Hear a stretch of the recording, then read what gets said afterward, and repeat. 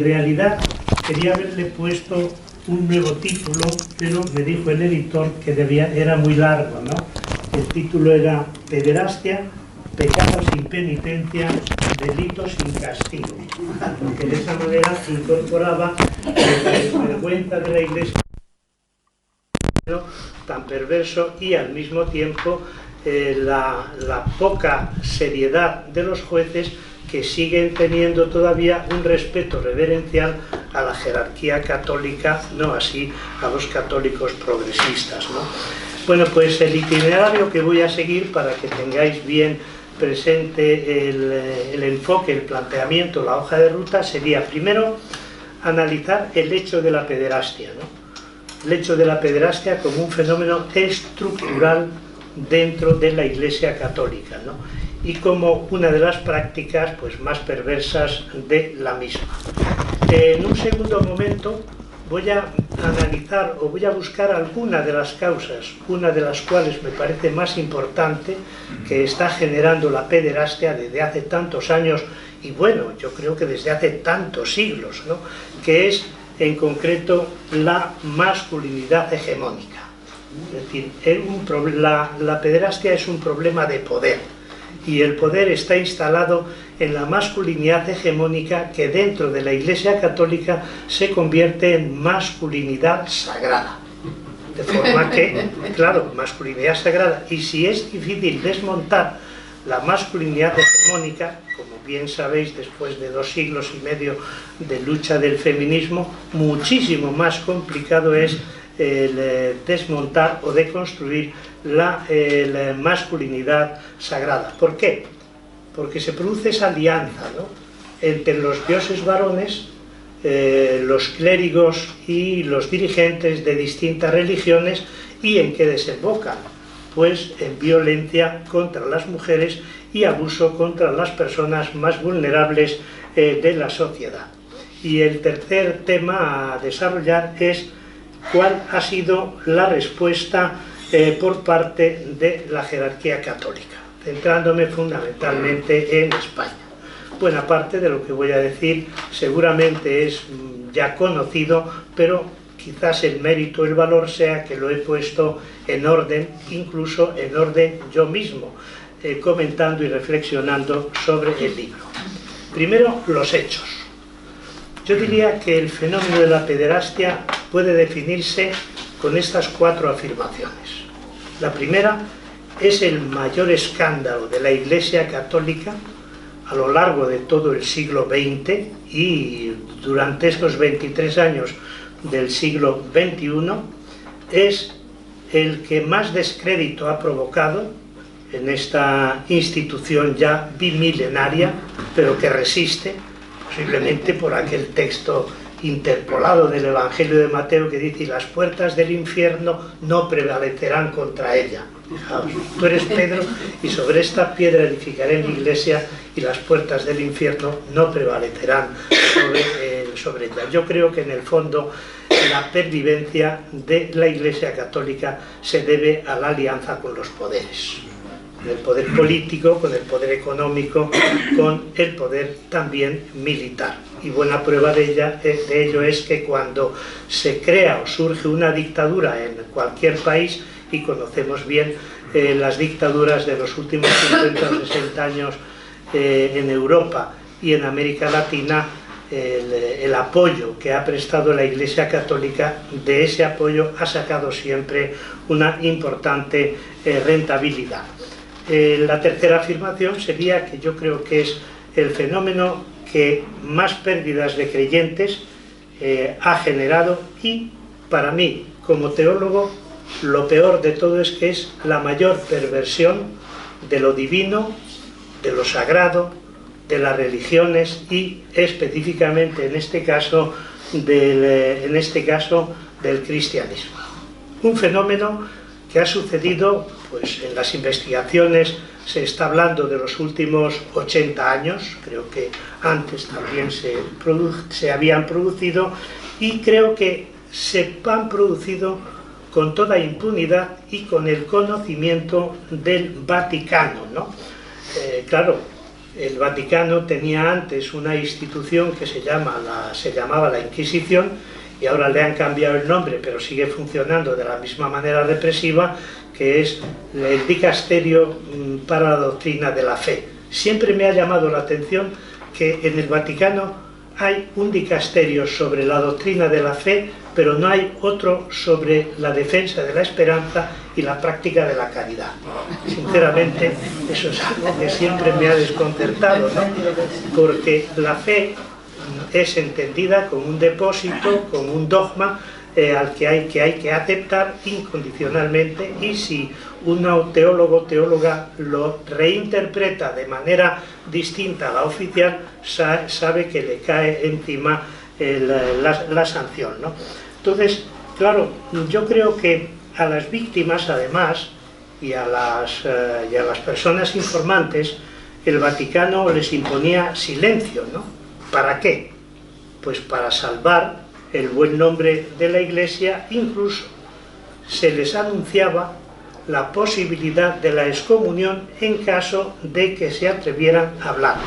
Es decir, hacer públicos estos crímenes era considerado una desobediencia y una traición al silencio impuesto. Claro, todo esto generaba un clima de permisividad, una atmósfera de oscurantismo y un ambiente de complicidad con los abusadores, a quienes se eximía de toda culpabilidad. ¿Cuándo empieza a reaccionar? ¿Cuándo empiezan a reaccionar o a responder instituciones públicas a este fenómeno? Pues muy tardíamente. Seguro que recordáis una declaración, un documento de la ONU del año 2014, un comité de la ONU que se conoce con el nombre de Protección de los Derechos de los Niños y de las Niñas.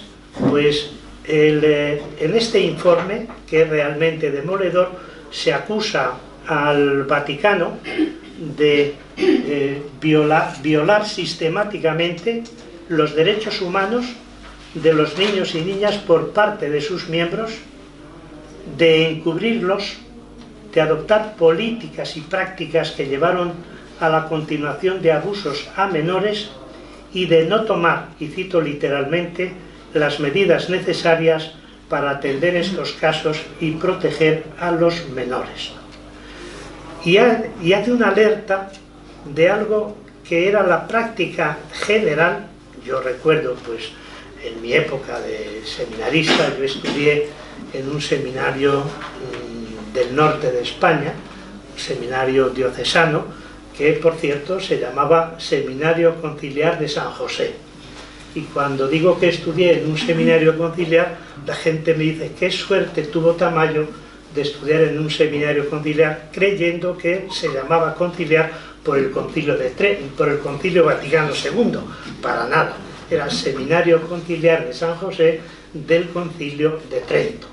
Bueno, pues yo recuerdo perfectamente esa etapa de mis estudios en el seminario, y ciertamente yo creo que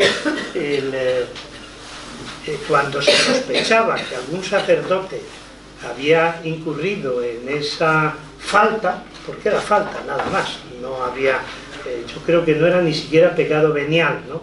Y si había una confesión de ese pecado, la absolución lo resolvía todo.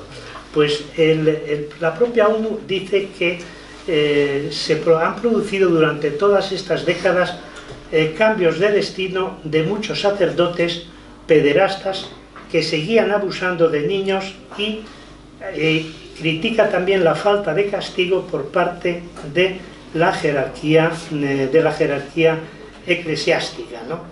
Y entonces, pues, dice que la propia Congregación para la Doctrina de la Fe no contemplaba tipo alguno de protección, de apoyo, rehabilitación y compensación a las personas aludidas. Por estas fechas, recuerdo todavía que un cardenal me parece que era de la Congregación de los Obispos, el cardenal Castrillón, cardenal integrista colombiano, felicitó a un obispo francés por no haber denunciado ni excluido del sacerdocio a un pederasta de su diócesis, diciendo: qué bien has hecho, porque los trapos sucios se lavan en casa. No sé si es una expresión que yo me he inventado, pero que responde a la realidad. Y claro, eso además no es verdad, porque en el caso de la pederastia los trapos sucios no se lavaban en casa, sino todo lo contrario, se mantenían con una total suciedad, ¿no?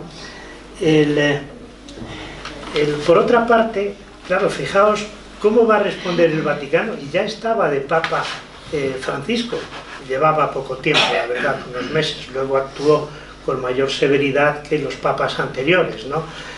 ¿Cómo reacciona el Vaticano ante esta declaración?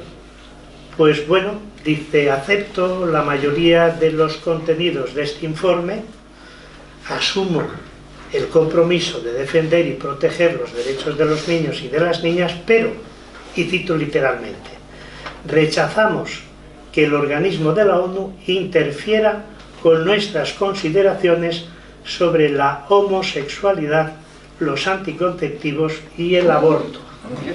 No queremos que la ONU se meta en estas cuestiones, ¿no? Incluso dice: acuso, decía el monseñor Lombardi, que era el secretario de Benedicto XVI y luego también de Francisco en la primera etapa.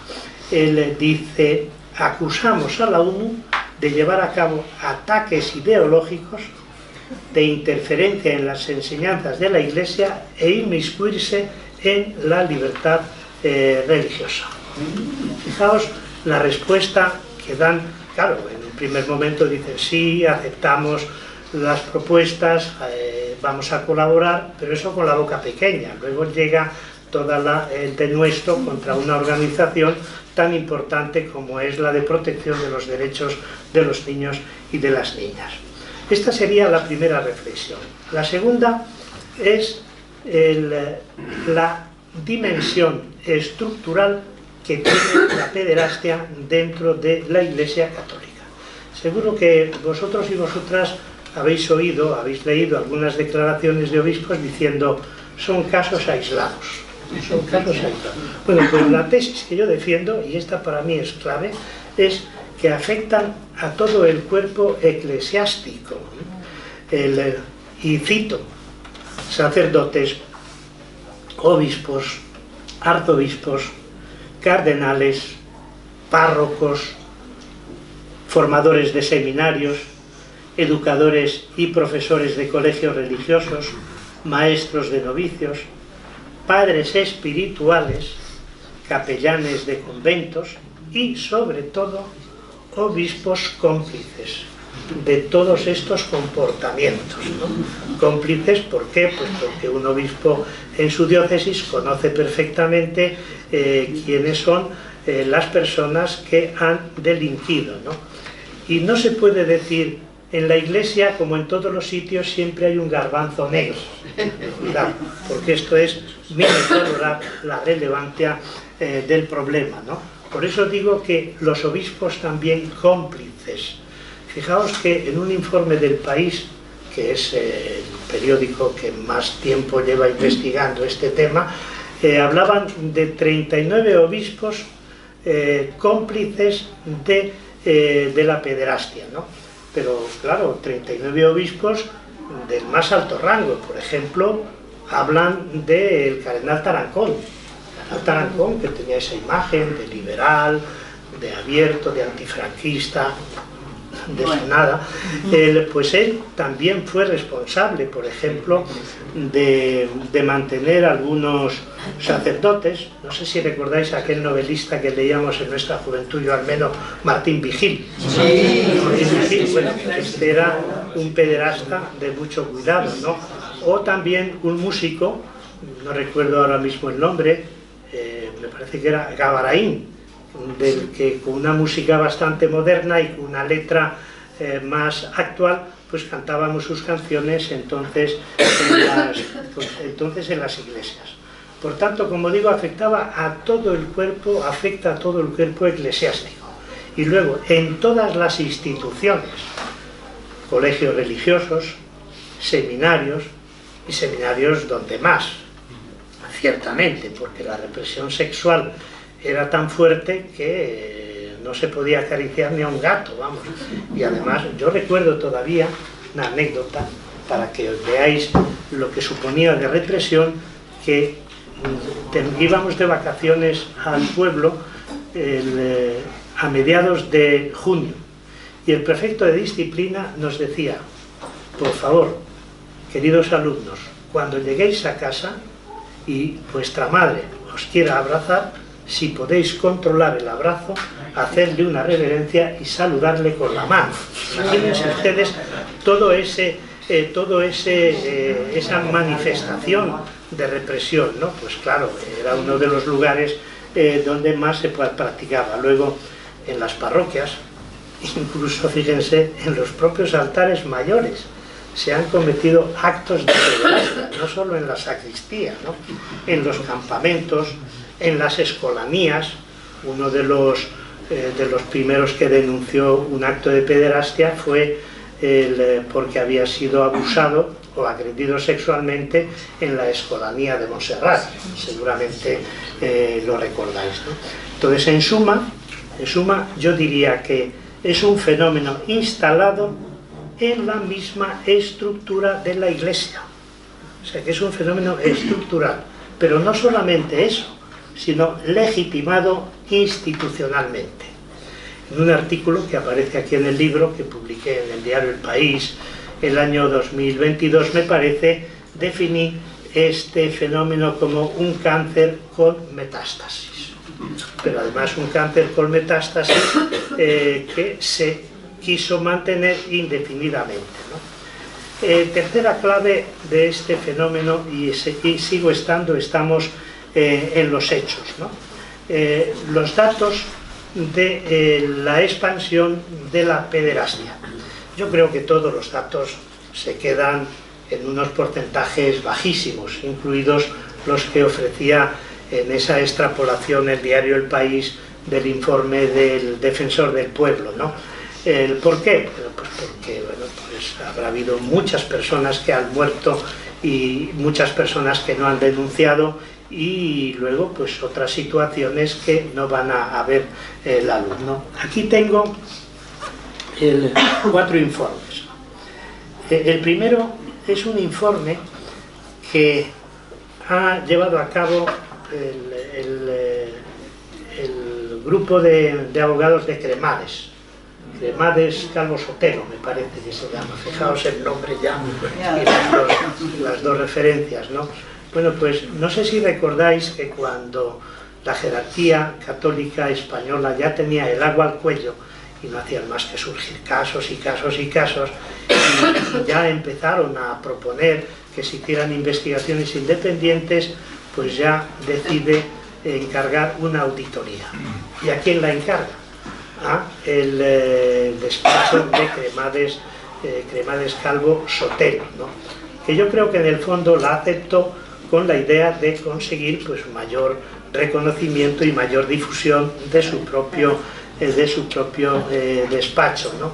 Pues claro, lo primero que observamos, los más críticos y los que más reclamábamos esa investigación, es que Cremades es un alto dirigente del Opus Dei.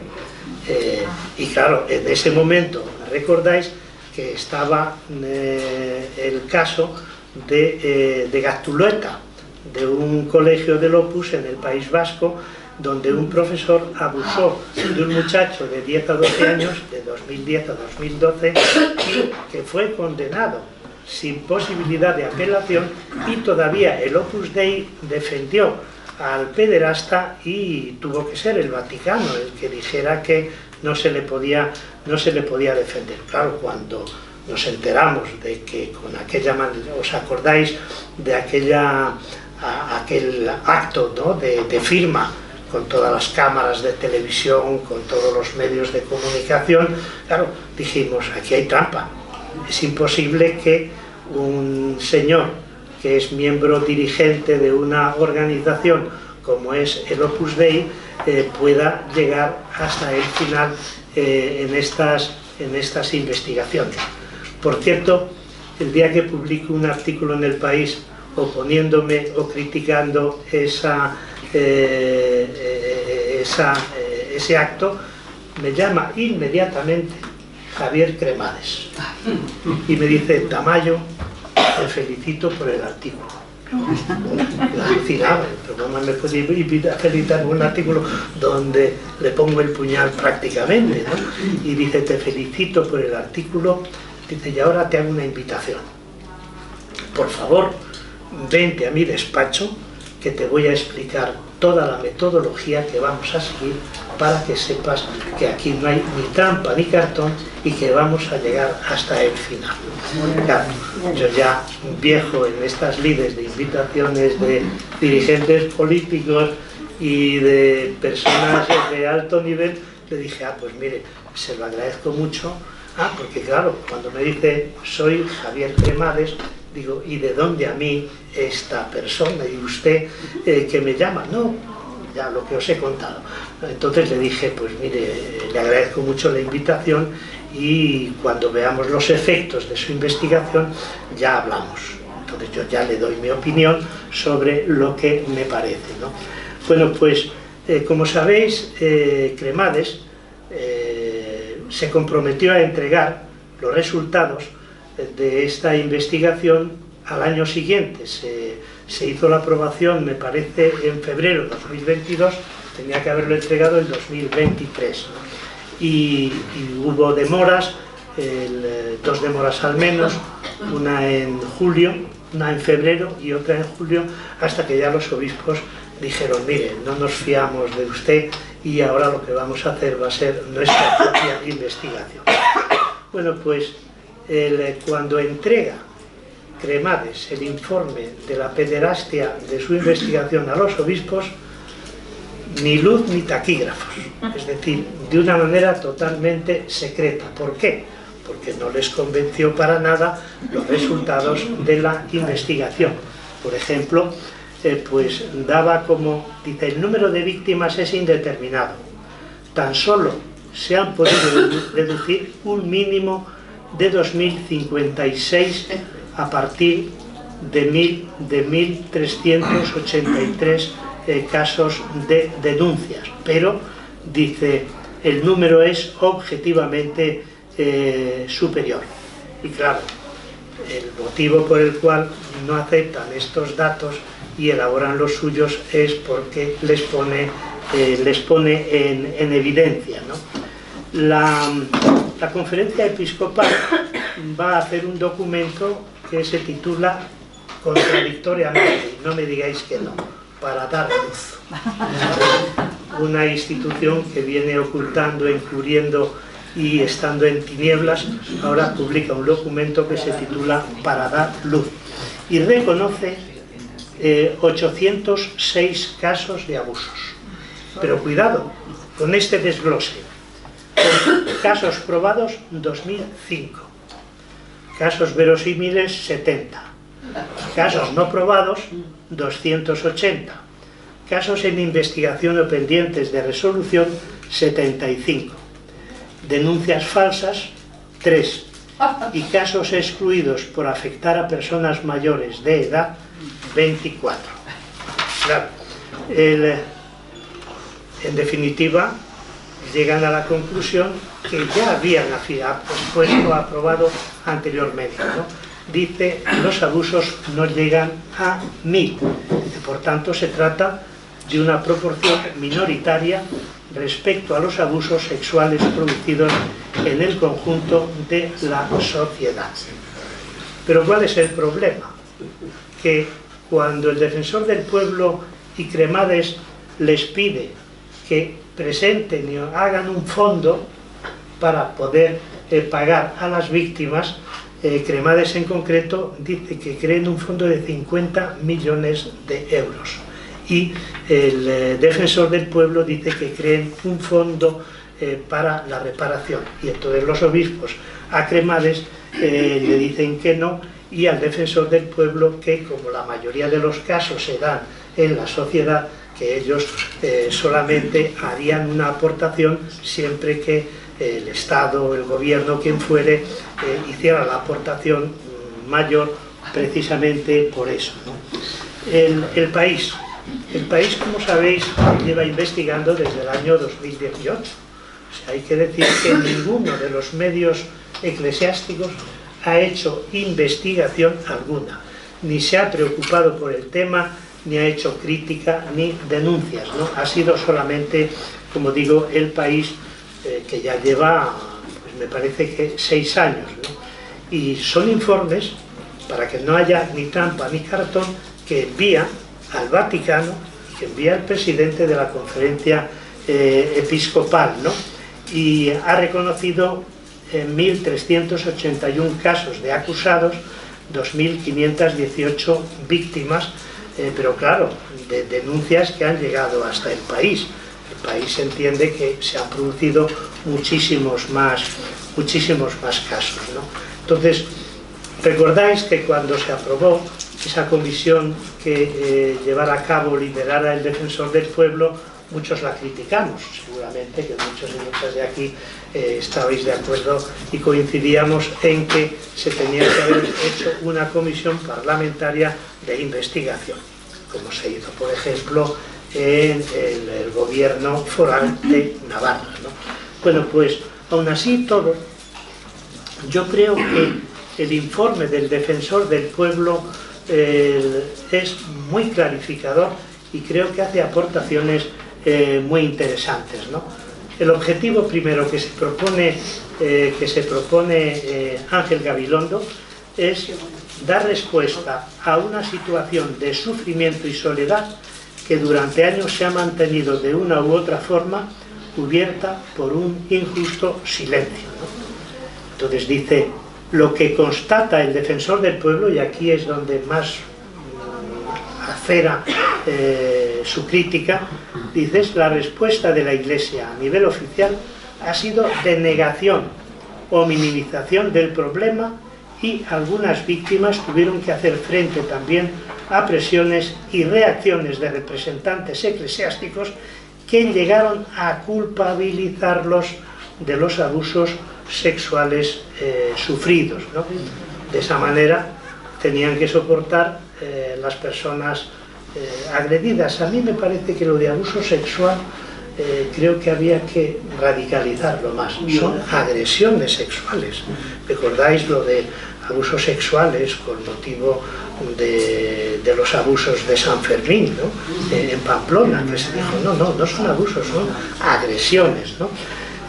Bueno, pues reconoce, fijaos, esto es importante, que los poderes públicos carecieron de instrumentos adecuados para prevenir, detectar y reaccionar frente a la comisión de abusos sexuales en centros escolares de la Iglesia católica, ¿no?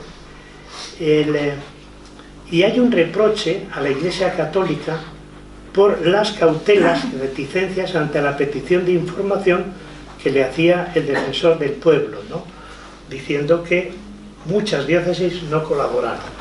Claro, las diócesis dijeron: pero ¿cómo que no colaboramos si les mandamos los datos?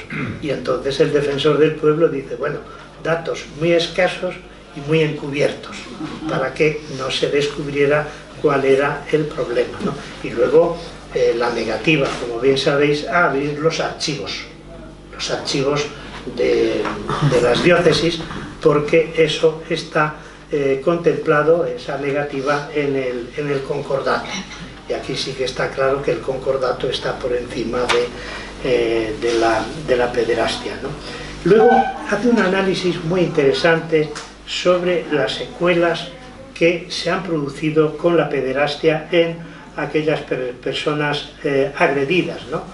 Problemas emocionales y de conducta padecidos como consecuencia de los abusos, síntomas de estrés postraumáticos, síntomas depresivos, sentimientos de estigmatización, venganza e incluso acción suicida, ¿no?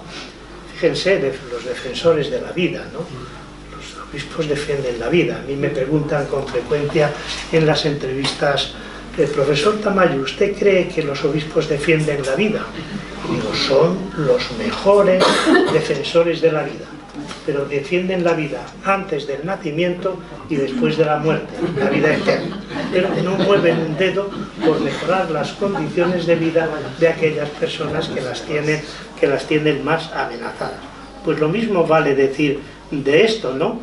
Ese impacto devastador en la vida de las personas agredidas no les importaba absolutamente nada. Y vayamos a lo que más polémica ha generado y la reacción y la crítica más fuerte de los obispos, que es cuando habla, se encarga, como sabéis, una encuesta a la empresa GAT3, que se realiza a 8.013 personas, y el 1,13% de la población adulta actual declaró haber sido agredida sexualmente en el ámbito religioso católico. Claro, pero eso es igual que cuando se hace la encuesta de población activa. Hay que extrapolar los datos, ¿no? Entonces, claro, la extrapolación que hace el país dice, bueno, este 1,13% correspondería a 440.000 personas, ¿no? Con lo cual, esos poquitos casos que decían los obispos se convierten en el mayor número de personas pederastizadas de todas las iglesias nacionales. Llegó Francia, creo, en una investigación independiente a descubrir 300.000 casos. Aquí eran 440.000. Entonces, no sé si recordáis que, bueno, pues se hizo en el país hubo muchas críticas y la defensora del lector pues hizo unas consultas a algunos de los periodistas del país que se dedican a las encuestas y creo recordar, no sé quién era, Llaneras, me parece que es verdad. Llaneras es el que hace las encuestas en el país o las evaluaciones. Pues le preguntaron a Llaneras y dijo, bueno, puede haber un margen de error que estaría entre 350.000 personas y 530.000. Entonces, claro, los obispos... En el siglo XX solo. ¿Desde cuándo? Sí, a lo largo de los 80 años, la etapa en la que han estado, etapa en que han estado investigando, ¿no? Entonces los obispos dicen, ¿por qué Gabilondo? Dice, la extrapolación no la hace Gabilondo. Y claro, Gabilondo muy inteligentemente dice, no hice la extrapolación porque eso es lo que más le dolía a la jerarquía y por tanto iban a desacreditar mi informe, ¿no? O sea que por eso les digo que el problema es enormemente grave, ¿no?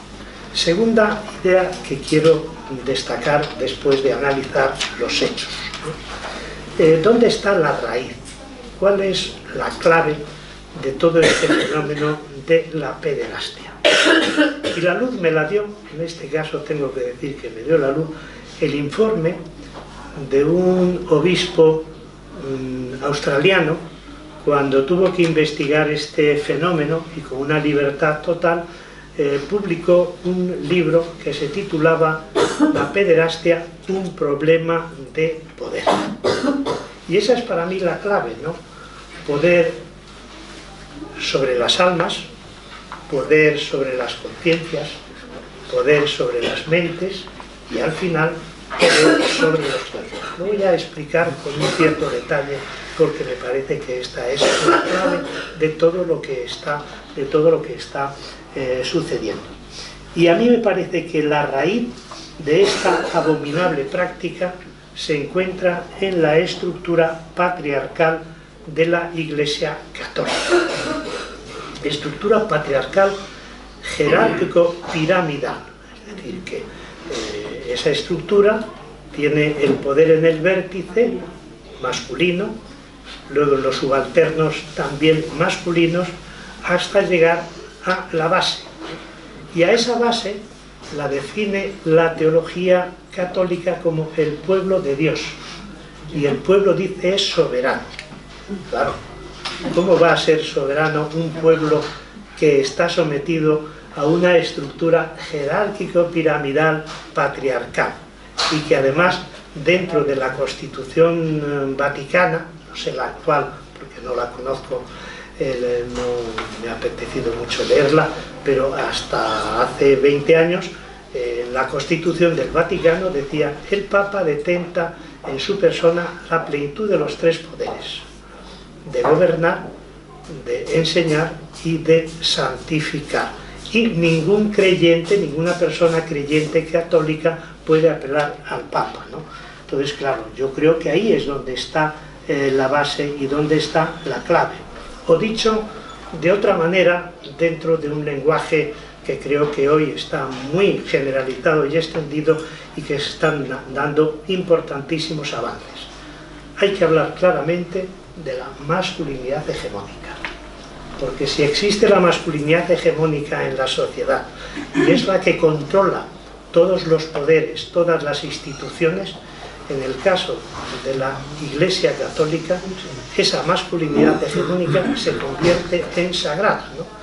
Es esa alianza entre los dioses varones, en el caso de la Iglesia Católica el dios varón, y los clérigos que están investidos con poder sagrado, ¿no?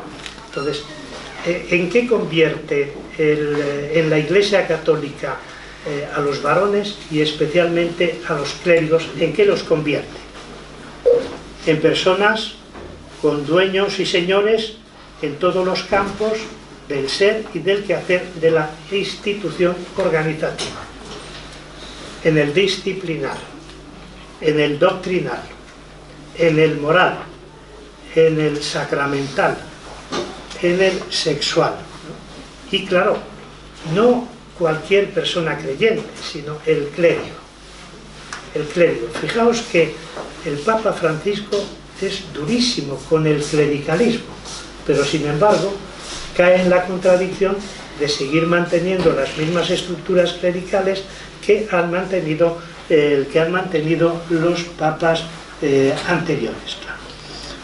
La masculinidad sagrada legitima todo tipo de actuaciones que realiza el clero, por muy perversas que sean. ¿Por qué? Porque el clero, en sus distintos niveles, el Papa, los obispos y los sacerdotes, son representantes y portavoces de Dios, ¿no? Y fijaos lo que han hecho los clérigos, los jerarcas, a lo largo de las religiones, a lo largo de toda la historia de la humanidad. Las guerras de religiones, la violencia patriarcal contra las mujeres, la violencia simbólica, psicológica, la intolerancia religiosa, ¿no? Claro, todos estos comportamientos están legitimados por Dios, que es el que les ha dado ese poder absoluto como únicos y exclusivos representantes. Claro, ¿en qué convierten a Dios? En un Dios violento, en un Dios sádico, en un Dios asesino. Como decía mi amigo José Saramago, si Dios es asesino, ¿quién va a creer en él? Y yo le decía con toda razón, es mejor ser ateos, ¿no? Yo tuve una relación muy estrecha con José Saramago, no sé si habéis leído alguno de sus textos donde lo publico, en los últimos 5 años de su vida, de 81 años a 86, que es cuando falleció, ¿no? Y la relación fue a propósito de una definición que yo le di de Dios y que sabía que era suya. Estábamos participando en un congreso en la Universidad Hispalense, no sé si Hispalense o la de Pablo de Olavide, no me acuerdo bien. Y entonces pues caminábamos por la calle, íbamos por la calle de la Plaza de Santa Cruz, la de la Giralda, y empiezan a repicar alocadamente las campanas. O sea, íbamos también con Saramago y yo, y luego Pilar del Río y una pintora, no me acuerdo ahora cómo se llama, Sofía Gandaria, o Gandaría. íbamos los cuatro y en un determinado momento, cuando le pican las campanas, dice José Saramago con esa sorna que le caracterizaba: tocan las campanas porque pasa un teólogo. Yo le dije: no, don José, tocan las campanas porque un ateo está a punto de convertirse al cristianismo. Dice: ¿cómo? Ateo he vivido, ateo moriré, y como tú eres un poco más joven que yo, podrás comprobarlo. Digo: ¿ah, sí? ¿Usted ateo? Y le digo: Dios es el gran silencio del universo y el ser humano el grito que da sentido a ese silencio. Y reacciona como un resorte y dice: esa definición de Dios es mía. Y le digo: ah, sí, ciertamente, por eso se la he citado. Pero tengo la impresión de que esa definición de Dios le convierte en una especie de creyente cercano a la mística. Ahí terminó la conversación. Luego me hizo algunas confidencias que ya no voy a revelar lógicamente, pero la anécdota refleja muy bien. Y en la conferencia dijo: no sé si recordáis aquel artículo que publicó en El País que tuvo mucho impacto, el factor Dios. Entonces habló en la conferencia del factor Dios y dijo, después de la conversación que he tenido con Tamayo, a ver cuál es la opinión de Tamayo sobre lo que voy a decir, ¿no? Y ciertamente dijo eso, ¿no? Que todas las religiones o las guerras de religiones habían convertido a Dios en un asesino y que lo mejor era no creer, ¿no? Bueno, pues claro, la masculinidad sagrada se torna condición necesaria para ejercer el poder. Todo el poder y además todos los poderes, ¿no? Es decir, lo domina y lo controla todo. Lo sagrado, la elaboración de la doctrina, la moral sexual, los puestos directivos, la representación institucional, la presencia en la esfera pública, el poder, fijaos, el poder sagrado de perdonar los pecados, ¿no? O lo que se hace todos los días en las misas, ¿no? Ese poder de convertir el pan y el vino en el cuerpo y la sangre de Jesucristo, pero siguen siendo pan y vino, ¿no? Bueno, pues yo creo que, y aquí es donde vengo en desarrollar esta idea que os anunciaba antes, es decir, la masculinidad sagrada supone el poder sobre las almas, el poder sobre las mentes, el poder sobre las conciencias y el poder sobre los cuerpos. Y esta es, yo creo, la mayor perversión en la que desemboca la pederastia. Primero, el poder sobre las almas. Es una de las principales funciones de los sacerdotes, ¿no? Como sabéis, si no la principal. Y se refleja en la manera como se les llama, ¿no? Cura de almas, pastor de almas. ¿Y cuál es la función? Conducir a las almas hacia la salvación. Y de forma que caen en el dualismo platónico que considera que el alma es la esencia del ser humano y el cuerpo pues es, como diría Platón, la sepultura, ¿no? Entonces, al considerar que el alma es la que tiene la identidad de la persona y que al mismo tiempo es inmortal, pues hay que protegerla de todo contacto con el pueblo, con el cuerpo, porque eso la contamina y la convierte en impura, ¿no? Claro, con este planteamiento, la espiritualidad, que yo creo que constituye la dimensión fundamental del ser humano, desemboca en espiritualismo. Y aquí es donde yo creo que empieza en la formación seminarística la preparación para el ejercicio de la pederastia. No sé ahora, porque ya hace muchos años que estoy desvinculado de ese mundo, pero en mi época, desde que llegábamos al seminario, yo con 10 años, entré el 30 de septiembre de 1957, con 10 años, a punto de cumplir 11, al día siguiente nos decían: muchacho, eres un imberbe, no tienes conciencia moral, necesitas una guía que te lleve por el camino recto. Y nos elegían y nos nombraban un padre espiritual. Bueno, pues yo creo que la paternidad espiritual, que no sé si se sigue ejerciendo todavía hoy, me imagino que sí, es la fuente y el origen de las agresiones sexuales espiritualizadas. Hay una autora, no sé si lo tengo por aquí, una autora, una teóloga alemana, que dice que intervenir en la espiritualidad de una persona y conducir esa espiritualidad por donde quiere el director y no quiere el dirigido es como cualquier comportamiento de agresión sexual. Y yo creo que ese es el gran problema, ¿no? Que la dirección espiritual lo que llevaba era a una renuncia a la autonomía moral, a la autonomía de la conciencia. Segundo poder, el poder sobre las mentes. La masculinidad sagrada anulaba totalmente las mentes de las personas que estaban siendo formadas para el sacerdocio, ¿no? Es decir, desaparecía totalmente la libertad de pensar, la posibilidad de pensar críticamente, ¿no? Y en ese sentido, pues claro, se iba estrechando cada vez más la mente. ¿Por qué? Porque te introducían en la mente una serie de verdades absolutas, que eran los dogmas. Y como decía Paul Ricoeur, el símbolo da que pensar, y yo digo, el dogma niega totalmente toda posibilidad de pensamiento.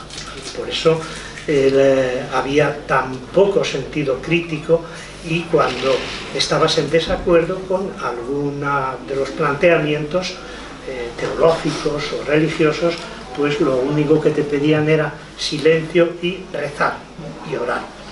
El tercer poder es el poder sobre las conciencias. Solo decían, o dicen todavía, una conciencia limpia garantiza la salvación. Por eso la función de los sacerdotes pues es formar a sus feligreses en una recta conciencia, que exige renunciar a la conciencia propia y someterse a los dictámenes morales de la Iglesia. Claro, se llega así al máximo grado de la alienación y de la manipulación de la conciencia. Violentar la conciencia personal, torcer la conciencia individual, obligar a actuar en contra de la propia conciencia es una de las formas más sutiles de violencia ejercida con frecuencia por los dirigentes e ideólogos religiosos, los confesores y los llamados padres espirituales, porque claro, la imposición luego era la confesión. Yo creo que en eso llevaba toda la razón Lutero, cuando le decía en sus escritos, la confesión es una verdadera tortura de conciencia, ¿no? ¿Por qué? Porque se imbuye de esa privacidad, de esa sacralidad, aparte de que en la confesión es donde se producen los comportamientos sexuales más execrables por parte de los confesores. Y cuarto, esto ya es lo más degradante, ¿no? El poder sobre los cuerpos, que da lugar pues a este delito de la pederastia cometido por clérigos y personas que se mueven en el entorno clérigo eclesiástico. Quienes ejercen, y leo el texto, quienes ejercen el poder sobre las almas, sobre las conciencias y las mentes, se creen con el derecho de apropiarse también de los cuerpos y de usar y abusar de ellos. Es sin duda la consecuencia más diabólica de la masculinidad sagrada. Cuanto mayor es el poder sobre las almas y más tiránico el control de las conciencias, mayor es la tendencia a abusar de los cuerpos de las personas más vulnerabilizadas que caen bajo su influencia. Niños, niñas, adolescentes y jóvenes. Y todo esto encubierto bajo la modalidad de darte un cariño que no te dan los padres o que no te dan la familia de la que estás separado. Y ahí ya la trampa es enormemente grave. Tercera idea o tercera reflexión, actitud de la jerarquía eclesiástica española. Todo esto lo voy a decir hoy en 24 horas, cuáles son las consecuencias, ¿no? Pues espero que en los portales digan algo así como la última crítica que me han hecho, que dice en un portal: Tamayo es capaz de matar a su madre y acusar a la cuidadora de asesina. Es algo que lo digo casi llorando, es inaudito, pero bueno, espero que no. Bueno, ¿cuál ha sido la actitud de la jerarquía española ante el fenómeno de la pederastia durante estos 80 años? Pues lo voy a decir en una serie de sustantivos que creo que lo reflejan muy bien. No sé si sale un decálogo. Primero, negacionismo. Segundo, minusvaloración del fenómeno. Tercero, permisividad ante el delito. Cuarto, falta de castigo. Quinto, ocultamiento. Sexto, silencio. Séptimo, encubrimiento. Octavo, falta de denuncia ante la justicia, la negativa a colaborar. Noveno, negativa a investigar, a conocer la verdad.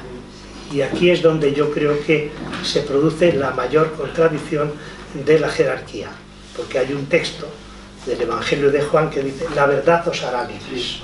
Y sin embargo, la negativa a buscar la verdad es la que les convierte en esclavos de su propia conciencia, ¿no?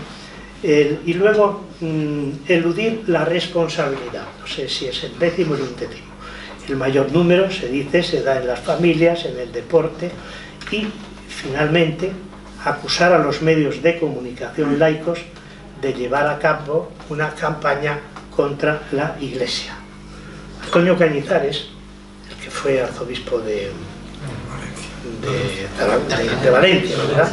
Pero antes fue presidente de la Congregación para el Culto Divino, y antes, este dato, condiscípulo riguroso mío del que les está hablando en este momento. Antonio Cañizares y yo tuvimos al mismo director de tesis doctoral en la Universidad Pontificia de Salamanca, Casiano Floristán. Seguro que el nombre a alguien le suena, ¿no?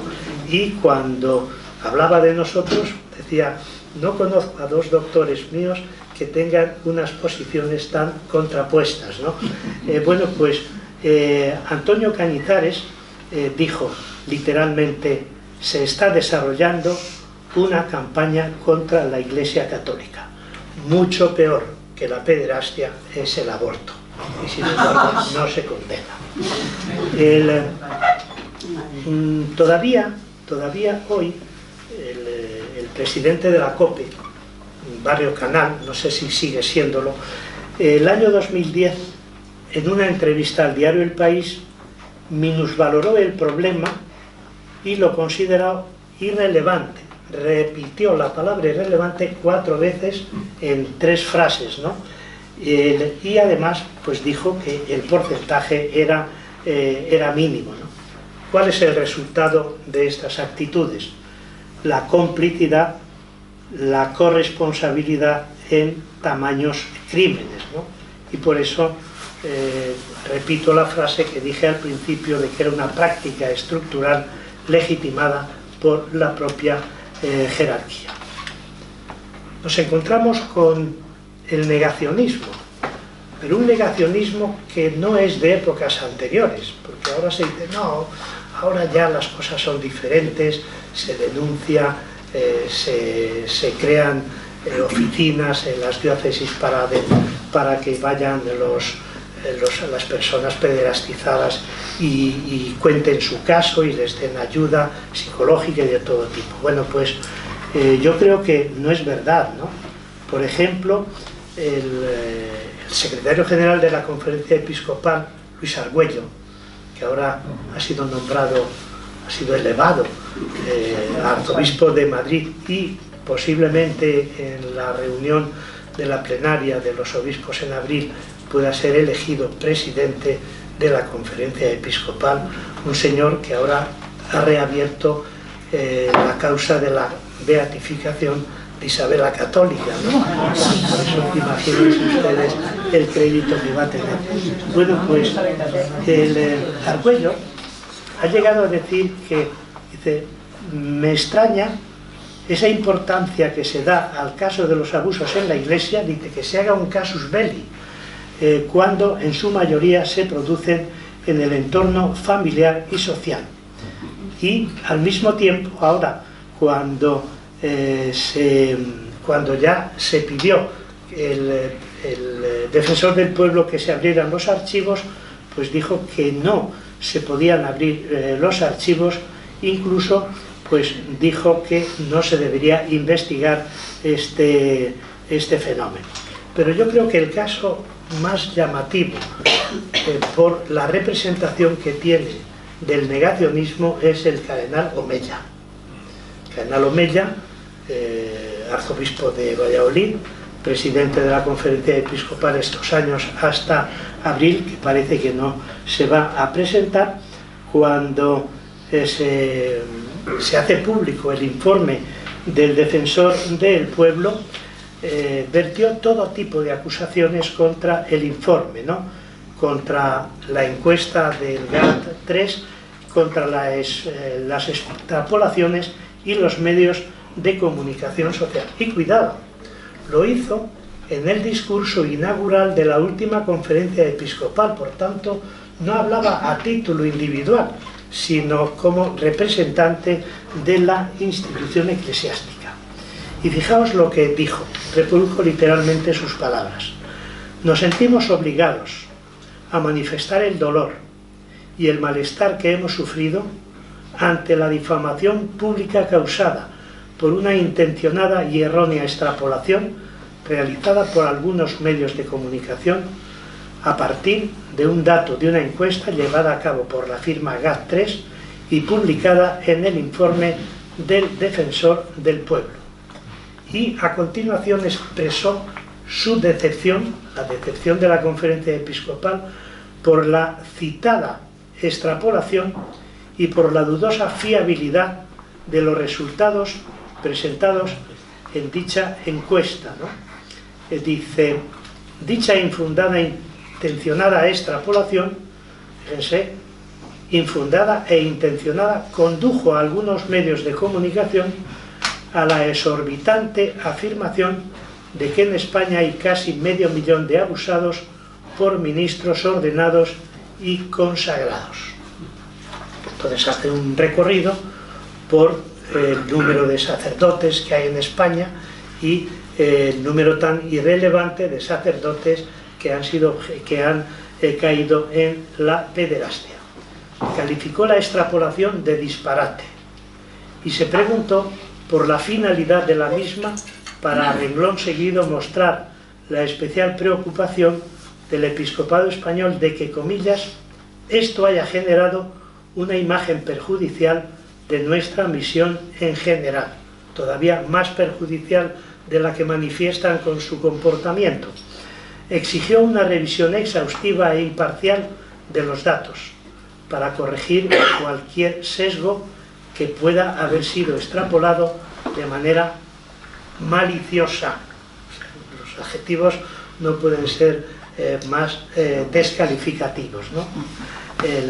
Dice dudosa fiabilidad, dice maliciosa intención, dice para criticar y minusvalorar el trabajo realizado por GAT3, afirmó, fijaos, que una encuesta solo expresa opiniones, pero no determina hechos objetivos externos a ella. la descalificación no puede ser mayor de todas las empresas encuestadoras, ¿no? Negó fiabilidad de las encuestas en general porque, comillas, no hay forma de confirmar la veracidad de la respuesta. Y en esta en particular dice por la elevada diferencia entre las llamadas telefónicas hechas y las respuestas que dieron, 4.802. Y la conclusión del cardenal fue la descalificación de quienes respondieron. Es decir, desconfío de quienes respondieron. Dice, ¿por qué?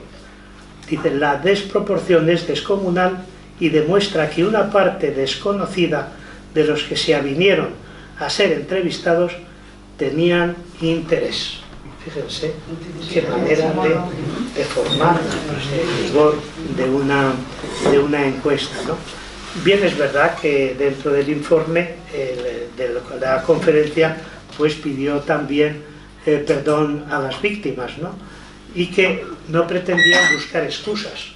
¿Cómo es posible que no pretendían buscar excusas cuando han descalificado un informe tan riguroso como es el que hizo el defensor del pueblo?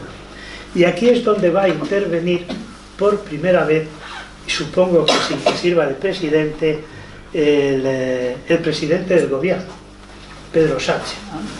En el discurso de investidura, recordarán, del 15 de noviembre de 2023, prestó su aval al informe del defensor del pueblo que reconoce, cito literalmente, la magnitud y la gravedad de los abusos e instó a la Iglesia Católica a que se comprometan a reconocer y reparar a todas las víctimas del clero, ¿no? Anunció el cambio del Código Penal para que incluya los casos históricos ya prescritos con el fin de que la responsabilidad civil no prescriba. Y finalmente hay algo de luz en la posibilidad de reacción de la jerarquía católica en relación con este tema, pues han elaborado un plan que se llama de reparación integral a las víctimas de abusos sexuales, ¿no? Que concretó el obispo secretario general García Magán en una rueda de prensa, en el compromiso, cito literalmente, de investigar, de indemnizar a todas las víctimas de abusos sexuales con sentencia judicial o sin ella, aun cuando el agresor haya fallecido y siempre que la Iglesia tenga la convicción moral de que los abusos se han producido. Y ahí es donde está la trampa, ¿no? Eso que dicen la madre del cordero, no, ahí es donde está precisamente la trampa. No quiero concluir sin referirme a un caso ejemplar en la investigación sobre la pederastia, y no es precisamente de una institución eclesiástica, sino de un gobierno regional, que es el gobierno de Navarra. El gobierno de Navarra creo que ha tenido una actuación que bien podemos definir de compasión con las víctimas. Y la palabra compasión, como saben, está muy desacreditada. Se entiende como sentir lástima, sentir pena por la gente que sufre. No, en este caso utilizo la palabra compasión con el sentido que tiene originaria y etimológicamente, que es identificarse con las víctimas, asumir su causa y defender la legitimidad de su reparación. El gobierno de Navarra, recordarán, el año 2022, y si no lo recuerdan, pues creo que es un acontecimiento memorable, esto sí que es abrir una luz, encargó, a partir del derecho a la memoria, ¿recordáis? Memoria histórica, ¿no? Memoria democrática, encargó a la Universidad Pública de Navarra una investigación sobre agresiones sexuales en la Iglesia Católica en Navarra, ¿no? Los resultados de 1948 a 1990 supusieron la identificación de 31 religiosos agresores y 58 víctimas. Matiz. La Universidad Pública de Navarra invitó al arzobispo de Pamplona a participar dentro de la investigación y ciertamente se negó, lo mismo que las congregaciones religiosas. Pues el día 8 de junio de 2022 el gobierno de Navarra hizo una declaración institucional de solidaridad con las personas que denunciaron agresiones sexuales dentro de la Iglesia Católica de Navarra. Y ese mismo día, una ceremonia que yo no conozco en ningún otro ámbito, ni civil ni religioso, en una ceremonia hubo un acto de reconocimiento a las víctimas de la pederastia con la presencia de la presidenta del gobierno de Navarra, María Chivite, y el consejero de Justicia, Eduardo Santos, en el que tuve la suerte, fui invitado a participar en un debate y todo esto fue un acontecimiento muy emotivo, al mismo tiempo sobrio, como son los navarros. Subieron al estrado todas aquellas víctimas que habían presentado denuncia y habían ofrecido información, todas las que quisieron, 28 o 30, y se fundieron en un profundo abrazo con la presidenta y el consejero. Por cierto, se leyó la declaración de solidaridad con las víctimas en castellano y en vasco, ¿no? Y después todo esto desembocó en la ley foral de reconocimiento de las víctimas de abusos sexuales en la Iglesia Católica, aprobada en el Parlamento foral por todos los grupos, menos por uno. Supongo que ya sabéis quién es, ¿no? Que se llama Navarra Suma. ¿Y por qué justificó su negativa o su abstención? No recuerdo muy bien, porque dijo que la ley era un ataque frontal contra la Iglesia Católica, ¿no? Bueno, recordáis perfectamente algunas de las grandes figuras de la Unión del Pueblo Navarro, del Burgo, recordáis Jaime Ignacio del Burgo, uno de los dirigentes de la democracia cristiana. Bueno, pues creo que hay que reconocer este trabajo del gobierno y del Parlamento Foral Navarro. Ahí es donde voy a hacer la presentación del libro próximamente. Pero permítanme que termine con una referencia a la doble vara de medir de la jerarquía vaticana, en este caso, con Juan Pablo II y Benedicto XVI, la doble vara de medir en su actitud ante los teólogos de la liberación y la actitud ante los pederastas. Teólogos de la liberación, entre los cuales yo me sitúo, ¿no? Condena permanente y constante a todos los teólogos de la liberación. ¿Por qué? No porque hayan cometido ningún asesinato, sino por considerar erróneamente que su teología es marxista, que defienden la violencia, que identifican el concepto de clase con el concepto pueblo de Dios y que reducen la dimensión de salvación trascendente del cristianismo a pura liberación política. Y bueno, pues durante Juan Pablo II y Benedicto XVI, un mandato que se prolongó durante 33 años, hubo más de 500 condenas a teólogas y teólogos de la liberación. Y sin embargo, en el caso, en relación con la pederastia, ¿cuánto consintió Juan Pablo II al pederasta Marcial Maciel? Recuerdan perfectamente, el fundador de los Legionarios de Cristo, ¿no? ¿Por qué? Porque, dicho en lenguaje vulgar, le untaba constantemente la plata que necesitaba para el mantenimiento de la maquinaria vaticana.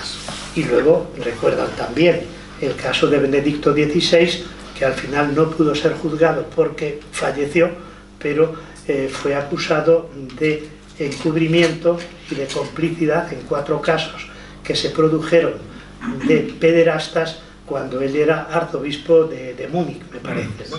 Bueno, pues esta es la triste realidad.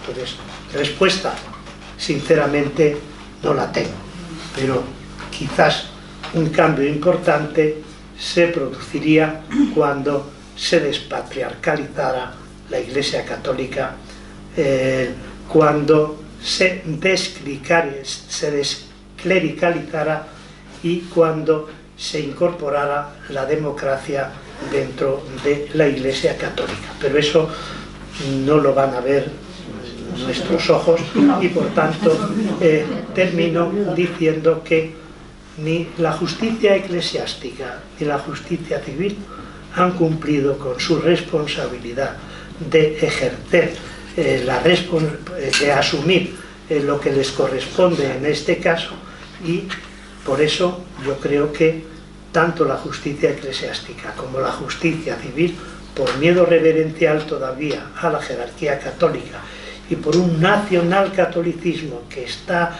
encubierto dentro de la judicatura, son responsables del mantenimiento y del no haber hecho justicia a este terrible crimen. Muchas gracias.